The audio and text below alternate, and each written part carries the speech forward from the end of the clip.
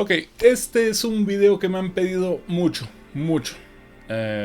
¿Cómo construir una PC? Entonces vamos a comenzar por lo más básico, lo mínimo que hay que saber para poder construir un sistema. Y créanme que son cosas muy importantes. Puedes tener severos problemas si no sabes qué significan los números que vienen en las cajas de los productos para poder armar tu PC adecuadamente. Vamos a comenzar naturalmente por la parte más importante de la PC. Y la primera parte que debes de elegir antes de elegir cualquier otra pieza de tu PC: el procesador. El procesador es el CPU. Entonces, para elegir un procesador debes de tener en cuenta qué es lo que quieres, para qué vas a usar tu PC. Entonces aquí vamos a dividir en dos categorías. Vamos a dividir la categoría de gamer y la categoría de productor de contenido. Los que van a usar más programas como Adobe, como Sony Vegas, como Photoshop, es parte de la suite Adobe, y todos esos programas de edición y diseño gráfico y cosas así, modelos 3D, etc.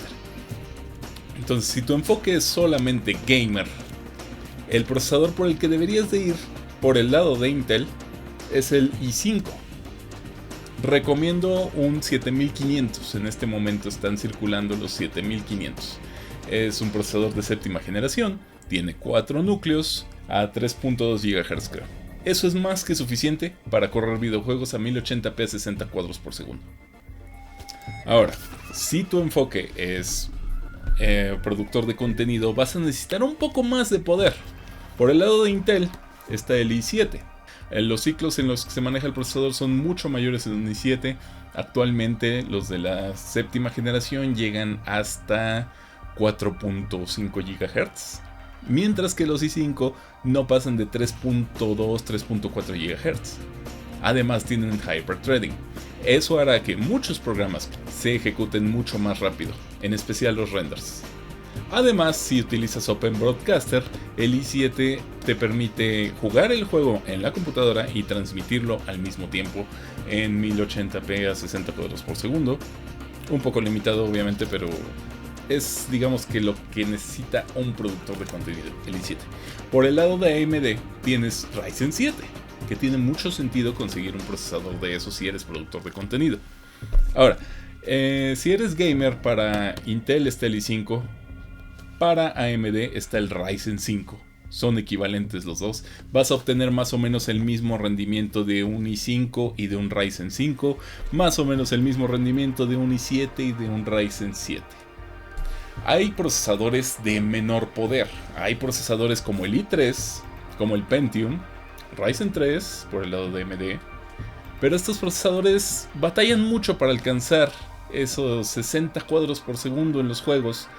Y no lo recomendaría para una experiencia óptima de juego. Personalmente, para gamer, yo recomendaría un i5 o un Ryzen 5. Para productor de contenido, yo recomendaría un i7 o un Ryzen 7. Ahora, el siguiente componente es otra pieza muy importante: la tarjeta madre. La tarjeta madre la vas a elegir en base al procesador que hayas elegido. Si elegiste un i7 por el lado de Intel, entonces necesitarás una tarjeta madre con un chipset Z. Si elegiste un i5, entonces necesitarás una tarjeta madre con un chipset B. Las tarjetas madres vienen con estos números. Esto es importante. B85 es el modelo del chipset que trae integrado la tarjeta madre. Esto va a funcionar junto con tu procesador. Esto es muy importante. Si es un i5, entonces puedes ir por el chipset B, ya que el chipset B no cuenta con características avanzadas. Tiene todo lo que vas a necesitar para un i5, pero no permite, por ejemplo, overclock, no permite discos duros en RAID, no permite, usualmente no deja que la memoria se overclocke, etc. La memoria RAM. Para un i5 necesitarás un chipset B250.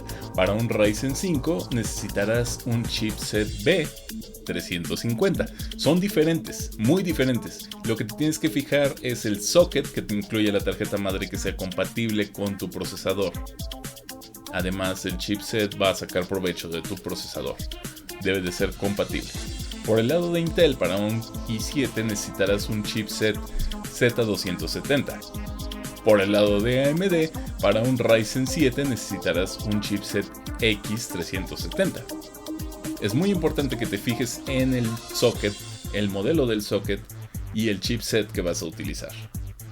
Las diferencias entre los chipsets B y los chipsets Z en Intel son básicamente más puertos USB 3.0, USB 3.1 de generación 2, USB tipo C usualmente, además de que puedes poner discos duros en RAID por los puertos SATA, y el overclock. El overclock es lo que más te importa cuando tienes un chipset Z270.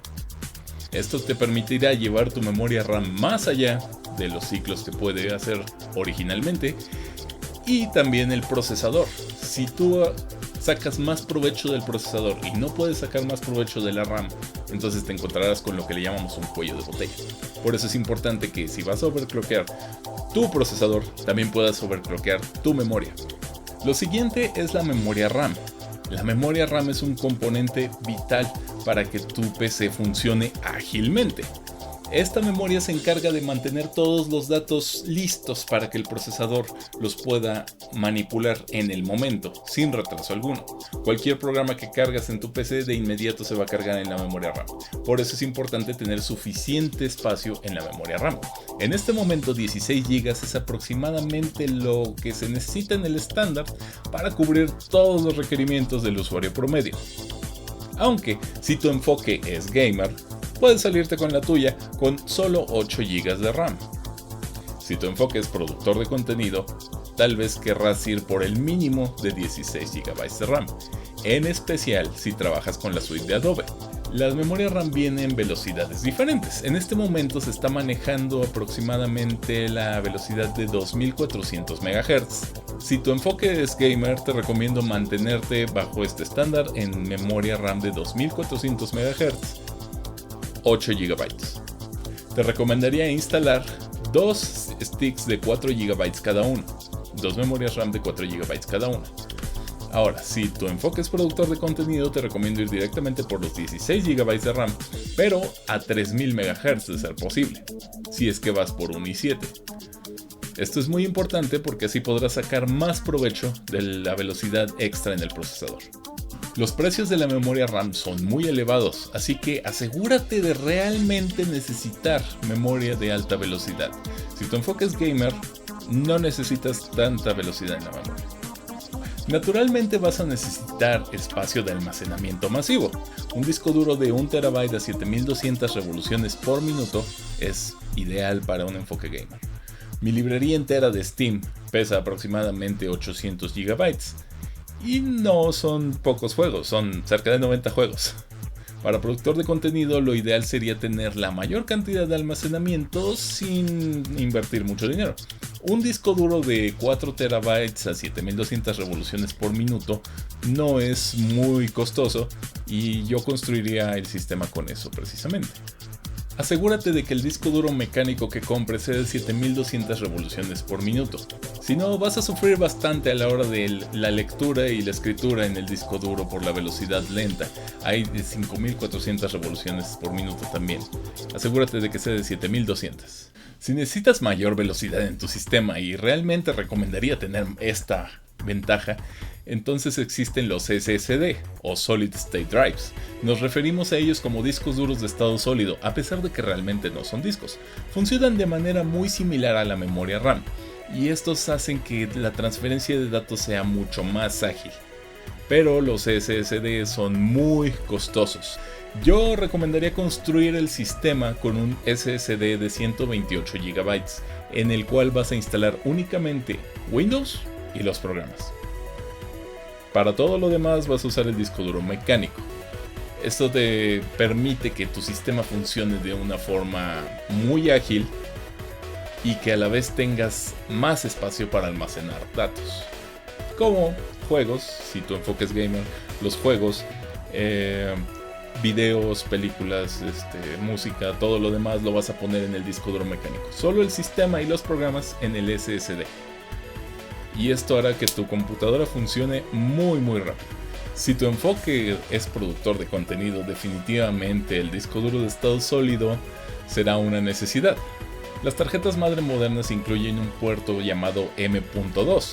Este puerto sirve para instalar SSDs mucho más rápidos que los que instalas por SATA, por los puertos SATA. Estos SSD M.2 son mucho más veloces, pero también son mucho más costosos. Asegúrate de necesitarlo realmente. Si necesitas aún más velocidad, están los NVMe, NVMe's. Estos son discos duros de estado sólido que se instalan por el puerto PCI Express, como si fuera una tarjeta gráfica. Pero el precio se eleva mucho. Ahora, la tarjeta gráfica. Esta puede ser la mayor trampa a superar cuando construyes un sistema. La tarjeta gráfica puede duplicar fácilmente el costo de tu PC, en especial si no sabes qué es lo que necesitas realmente. Así que, ¿cómo elegir una tarjeta gráfica? ¿Qué tienes que saber? En esta época es mucho más sencillo que en cualquier otra, créanme. En esta época solo necesitas saber qué resolución vas a utilizar. Si quieres jugar en 1080p a 60 cuadros por segundo, que yo recomendaría que los gamers se apeguen a este estándar, entonces todo lo que necesitarías sería una GTX 1060. ¿Cómo reconocerla? Aquí lo dicen. GTX 1070 es este modelo, es el que sigue. La 1060 es la que necesitarían los gamers principalmente. Si tu enfoque es productor de contenido, entonces tal vez quieras ir por una 1070, una 1080 o incluso una 1080 Ti por el lado de Nvidia. Por el lado de AMD existe Vega 56 y Vega 64, que son equivalentes a la 1070 y la 1080. Ahora, para los gamers, digo que es mucho más fácil que en cualquier otra época, porque simple y sencillamente estas tarjetas gráficas de Nvidia están por resoluciones. Si quieres jugar en 1080p a 60 cuadros por segundo, vas por la 1060. Si quieres jugar en 1440p a 60 cuadros por segundo, vas por la 1070. Si quieres jugar en 4K, o al menos acercarte lo más que puedas a 4K, entonces vas por la 1080 Ti. Ahora, si tu enfoque es gamer, evita las trampas. El SLI y el Crossfire no te dan el doble de poder como uno pensaría. Alguien que apenas está entrando a esto ve dos tarjetas gráficas y dice, wow, tiene el doble de poder. No, cuando usas SLI solo obtienes alrededor del 25 al 30% más de rendimiento en ciertos juegos optimizados. En el resto de los juegos que no están optimizados incluso te podría provocar problemas. Tener dos tarjetas gráficas instaladas en SLI va a incrementar la cantidad de corriente que consume tu sistema. Va a incrementar la cantidad de calor que hay dentro de tu sistema. Y es probable que las tarjetas gráficas no se ventilen adecuadamente por la turbulencia que se crea entre el ventilador y el otro. Problemas que solo se pueden solucionar con enfriamiento líquido. El enfriamiento líquido a este nivel puede triplicar el costo de tu sistema, así que no lo recomendaría para gamers. Si tu enfoque es gamer y tu presupuesto es demasiado apretado, definitivamente puedes ir por una tarjeta GTX 1050 Ti o una RX 470 o 460. Pero esto no te va a acercar a la experiencia óptima de PC. En lugar de ir por una tarjeta gráfica de gama baja, yo recomendaría comprar hardware usado. En este caso de presupuesto muy apretado, el hardware usado es perfectamente válido. Esta es una 980 y funciona perfectamente. Tiene más o menos el mismo poder que un poco más de poder que una 1060. Entonces les voy a poner una tabla de equivalencias aquí para que puedan ver más o menos qué es lo que pueden comprar del pasado.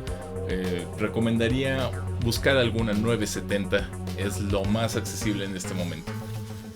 Comprar componentes usados siempre es una buena opción, son más económicos y puedes encontrar algo realmente bueno a un buen precio. Pero hay un pequeño detalle, el hardware usado no tiene garantía, el hardware nuevo sí la tiene. Ahora, todos estos componentes necesitan energía, para esto vas a necesitar una fuente de poder. La fuente de poder es prácticamente el corazón de todo tu sistema. Yo evitaría cualquier fuente que venga con un gabinete o cualquier fuente muy económica. Para saber qué fuente necesitas, principalmente necesitas saber cuánto consumen todos tus componentes. No es muy necesario saber exactamente cuánto van a consumir, más bien un estimado. Para un enfoque gamer, una fuente de 600 watts o de 500 watts será más que suficiente. Además de venir medidas en watts estas fuentes, también necesitas checar la certificación. Una certificación asegura que el voltaje se está entregando de manera estable al procesador. Esto es importante, además de que la eficiencia de la conversión de corriente está por encima del 80%. Para esto tenemos la certificación Bronze, Silver, Gold y Platinum. Para un enfoque gamer, una certificación Bronze es más que suficiente. Estas fuentes entregan más del 80% de eficiencia, pero carecen de todo lujo. La certificación Bronze indica que carece de todo lujo, básicamente. Los ventiladores son ruidosos y usualmente la presentación es un poco tosca, con cables de colores de esos que son como amarillo, naranja, les dicen de Katsubi mostaza. Esos cables pueden hacer que tu sistema no luzca tan bien, pero funcionan perfectamente. Son meramente lujos extra. Para un enfoque de productor de contenido y un i7 o un Ryzen 7, entonces necesitarás un voltaje mucho más estable para poder mantener el overclock lo más alto posible. La certificación Gold asegura que el voltaje es entregado de manera más estable, pero también indica que trae más lujos. Muchas de estas fuentes actualmente incluyen una función de 0 RPM en el ventilador, o sea que el ventilador no va a prender hasta que la fuente alcance cierta temperatura. Esto es importante porque son lujos bastante buenos. Realmente si te molesta el sonido de los ventiladores, tener una fuente con 0 RPM en el ventilador es bueno, muy bueno. Ahora, ¿cuánto poder puede consumir tu sistema? Bueno, pues aquí lo pueden ver. Con una GTX 1070 y un i7 4790K, mi sistema consume alrededor de 270 watts en carga total. 270 watts que en una fuente de 850 watts jamás van a prender el ventilador, ya que el ventilador prende después del 50% de la carga. Nuevamente, esta es una fuente con una certificación platino. Son meramente lujos y los lujos cuestan bastante. Si vas por un enfoque gamer y elegiste un procesador i5 o Ryzen 5, tu solución de enfriamiento que viene con el chip de Intel probablemente sea suficiente para tus necesidades. Es ruidoso, se ve mal, pero funciona. Ahora, si eres productor de contenido y has ido por el i7, entonces es probable que esto no sirva para nada. Vas a necesitar una solución de enfriamiento mucho más robusta. Existen varias opciones en este aspecto. Probablemente la mejor solución por su facilidad de montaje y su rendimiento es un Liquid Cooler AIO, un enfriamiento líquido todo en uno. En mi caso yo tengo instalado un Kraken X61. Lo importante y lo que buscas en una solución de enfriamiento líquido principalmente es la superficie del radiador. El tamaño del radiador es lo que va a indicar cuánto calor puede disipar. Para un i7 lo mínimo es un radiador de 280 milímetros. Es más que suficiente para mantener el procesador bajo carga alrededor de 65 grados, lo cual es excelente. Para Ryzen 7 es aproximadamente lo mismo. Estos son fáciles de montar y no requieren mantenimiento alguno. Ahora, si tu enfoque es gamer y fuiste por el i5, hay ventajas que obtener de un liquid cooler, de un enfriamiento líquido, en especial el ruido. Entonces, si estás dispuesto a ir por el lujo, un i5 se mantiene bajo control perfectamente en cuanto a temperatura con un radiador de 140 milímetros o de 120 milímetros. ¿Cuál elijas de estos dos? Depende de si tu gabinete tiene espacio para el de 140 milímetros o necesitas a fuerzas el de 120 milímetros. Ambos pueden mantener bajo control perfectamente el i5. Para poder terminar tu lista de compras de lo que va a llevar tu computadora, necesitas un gabinete. ¿Qué es lo que necesitas buscar para elegir un gabinete? Simple y sencillamente que tus componentes sean compatibles y que quepan dentro del gabinete. Para esto se manejan estándares. Se maneja el estándar ATX, MATX, que es más pequeño, y ITX. Cuando eliges tu gabinete necesitas asegurarte de que tu tarjeta madre quepa dentro de este gabinete. Lo segundo que debes de buscar en un gabinete es el flujo de aire. El flujo de aire es importante para mantener frescos tus componentes y libres de polvo también. Es muy importante que elijas un gabinete que tenga entrada de aire frontal. A grandes rasgos lo que buscas en un gabinete es una entrada de aire frontal y filtros de aire.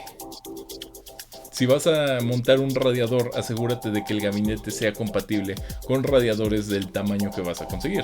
Si es compatible con un radiador de 280 milímetros, por ejemplo, si es compatible con un radiador de 140 milímetros en la parte trasera, etc. Invertir un poco más de dinero en tu gabinete no solo hará que tu PC luzca bien, también hará que funcione a una temperatura más relajada y extenderá su vida útil. Una característica realmente importante cuando buscas un gabinete son los filtros de polvo.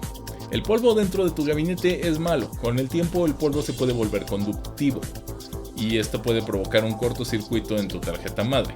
Pero claro, debe de ser una cantidad colchones de polvo básicamente para que esto suceda. Menos polvo en tu sistema es bueno. Los filtros de aire te ayudan a mantener tu sistema libre de polvo. Además, los gabinetes de gama media incluyen también algunos lujos que son buenos, como la espuma que reduce el ruido de los ventiladores, de los discos duros, etc. dentro del gabinete para que no salga y crea un sistema más silencioso, más cómodo de tener al lado. Realmente en esta categoría del gabinete no hay muchas reglas en cuanto a productor de contenido o gamer. Eliges el gabinete por las características que te convienen y, por qué no, por su imagen. Ahora, evita las trampas, evita los materiales exóticos, evita las ventanas de cristal templado, evita la luz RGB integrada. Estas características solo te van a subir el precio del gabinete y no te van a dar muchos beneficios. El material del que está hecho el gabinete en sí tiene muy poco impacto en la ventilación o la temperatura de tus componentes, ya sea aluminio cepillado, acero o plástico. Los componentes van a funcionar exactamente a la misma temperatura siempre y cuando el flujo de aire sea bueno. Lo que te interesa es el flujo de aire, no el material en sí. He visto gabinetes que son enteramente de plástico pero que tienen muy buen flujo de aire. Muchos gabinetes ofrecen ventiladores incluidos ya con el gabinete. Cada ventilador puede ser bastante costoso, pueden costar entre 250 o 350 pesos cada ventilador. En el caso de este H440 trae 3 ventiladores al frente de 120 milímetros y uno de 140 milímetros en la parte trasera. Esto te ahorra aproximadamente 1000 pesos o más. El gabinete parecía caro, pero con estos ventiladores se nivela bastante el costo. Para terminar, es importante que hagas una lista de todos los componentes que has elegido y que te asegures de que todos ellos son compatibles entre sí. Ahora, tarjeta madre, tamaño, estándar ATX, MATX, etc. Socket y chipset compatible con tu procesador. La velocidad y el modelo de la RAM es compatible con la tarjeta madre. Tu tarjeta gráfica tiene las medidas necesarias para entrar en el gabinete. Usarás un enfriamiento líquido. Tu gabinete lo soporta, el montaje es compatible con tu procesador. Después de verificar todo esto, ya estás listo para comprar y ensamblar tu sistema. Obviamente, aún necesitarás un mouse, un teclado, un monitor, unas bocinas o audífonos, depende de cuál sea tu enfoque. Y por supuesto, comprar tu copia de Windows. Espero que esta información les sea útil y que haya despejado muchas de sus dudas con respecto a esto de construir una PC, en especial en estos tiempos, cuando jugar en PC realmente es bueno, por lo menos los costos son más accesibles. Es costoso armar una PC, pero si vas a armar una PC gamer realmente se compensa mucho a la hora de adquirir los juegos en Steam súper baratos. Por ahora aquí terminamos este video y espero que les sea muy útil esta información. XR9, fuera.